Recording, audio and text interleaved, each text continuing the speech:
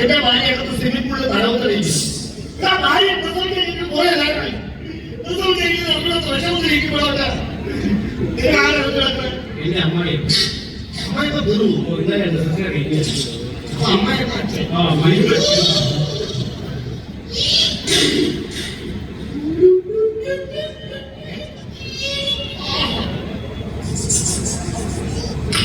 എന്തെങ്കിലും ഓടും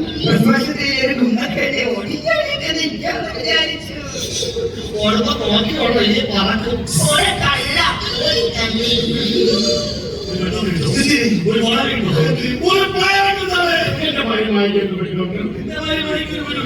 ഞാൻ കൊണ്ടുവന്ന പെട്ടി തുറക്കാൻ പറ്റുന്നില്ല. ഈ പെട്ടിക്കകത്താണല്ലോ ടൂൾസ്. ഈ ടൂൾസ് പത്തിനെ നിർത്താൻ പറ്റില്ല.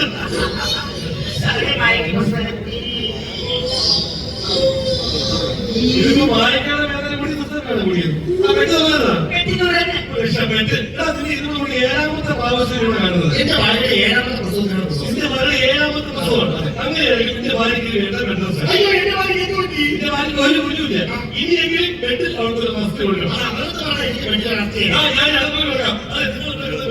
കാര്യമില്ല. പ്രസവത്തിന്റെ ഓർഡർ അനുസരിച്ച് വിളിക്കും. അപ്പൊ വേണം അപ്പൊ ആ വലിയ സിസ്റ്ററിനെ പോയി